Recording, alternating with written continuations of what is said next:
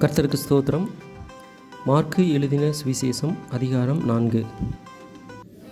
அவர் மறுபடியும் கடலோரத்திலே போதகம் பண்ண தொடங்கினார். திரளான ஜனங்கள் அவரிடத்தில் கூடி வந்தபடியால் அவர் கடலிலே நின்ற ஒரு படவில் ஏறி உட்கார்ந்தார். ஜனங்கள் எல்லாரும் கரையில் நின்றார்கள். அவர் அநேக விசேஷங்களை உவமைகளாக அவர்களுக்கு போதித்தார். போதிக்கிற பொழுது அவர்களுக்கு சொன்னது, கேளுங்கள். விதைக்கிறவன் ஒருவன் விதைக்க புறப்பட்டான். அவன் விதைக்கையில் சில விதை வழியருகே விழுந்தது. ஆகாயத்து பறவைகள் வந்து அதை பட்சித்து போட்டது. சில விதை அதிக மண்ணில்லாத கற்பாறை நிலத்தில் விழுந்தது. அதற்கு ஆழமான மண் இல்லாததினாலே சீக்கிரத்தில் முளைத்தது. வெயில் ஏறின போதோ தீய்ந்து போய் வேரில்லாமையால் உலர்ந்து போயிற்று. சில விதை முள்ளுள்ள இடங்களில் விழுந்தது. முள் வளர்ந்து அது பலன் கொடாதபடி அதை நெருக்கி போட்டது.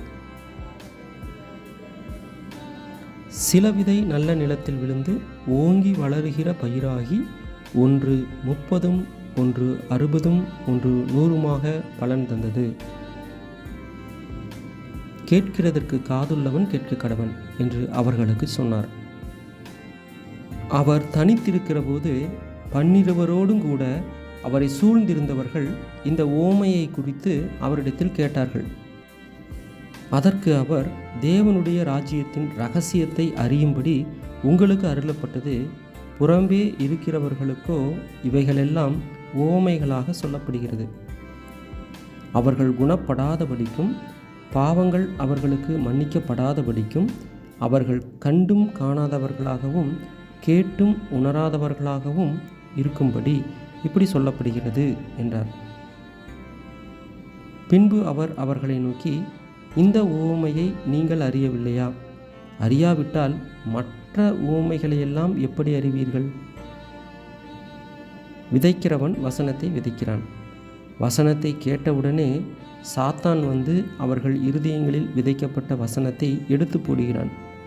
இவர்களே வசனம் விதைக்கப்படுகிற வழியருகானவர்கள். அப்படியே வசனத்தை கேட்டவுடனே அதை சந்தோஷத்தோடு ஏற்றுக்கொண்டும் தங்களுக்குள்ளே வேர் கொள்ளாதபடியால் கொஞ்ச காலம் மாத்திரம் நிலைத்திருக்கிறார்கள். வசனத்து நிமித்தம் உபத்திரவமும் துன்பமும் உண்டானவுடனே இடறல் அடைகிறார்கள். இவர்களே கற்பாறை நிலத்தில் விதைக்கப்பட்டவர்கள். வசனத்தை கேட்டும் உலக கவலைகளும் ஐஸ்வர்யத்தின் மயக்கமும் மற்றவைகளை பற்றி உண்டாகிற இச்சைகளும் உட்பிரவேசித்து வசனத்தை நெருக்கி போட அதனால் பலனற்று போகிறார்கள். இவர்களே முள்ளுள்ள இடங்களில் விதைக்கப்பட்டவர்கள். வசனத்தை கேட்டு ஏற்றுக்கொண்டு ஒன்று 30, ஒன்று 60, ஒன்று 100 பலன் குடிக்கிறார்கள்.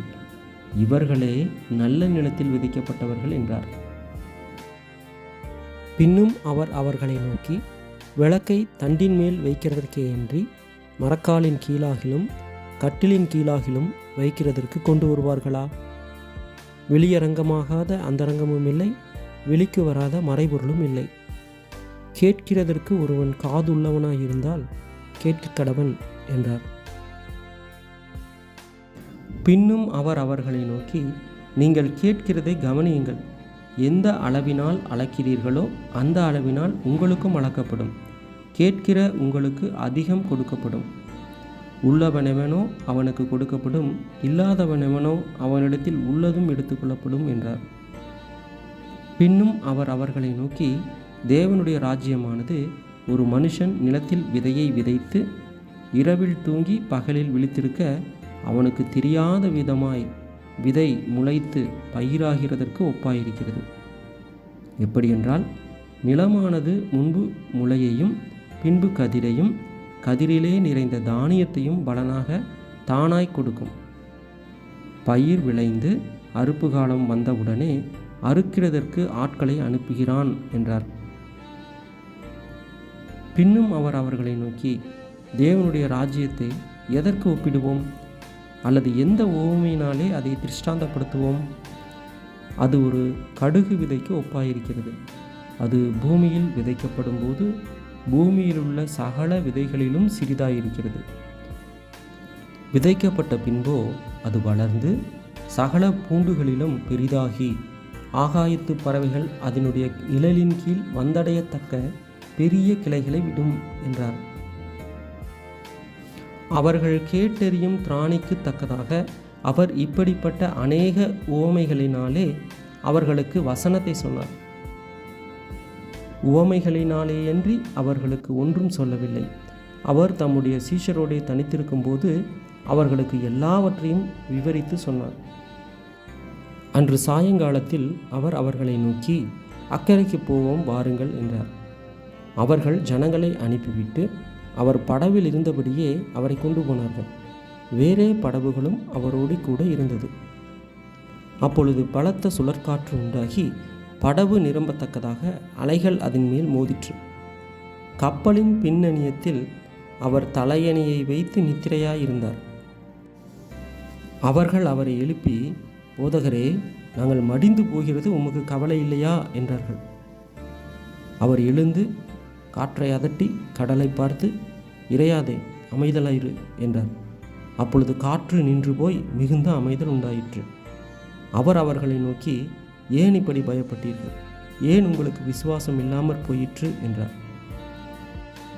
அவர்கள் மிகவும் பயந்து, இவர் யாரோ, காற்றும் கடலும் இவருக்கு கீழ்ப்படுகிறதே என்று ஒருவரோடொருவர் சொல்லிக் கொண்டார்கள். ஆமென்.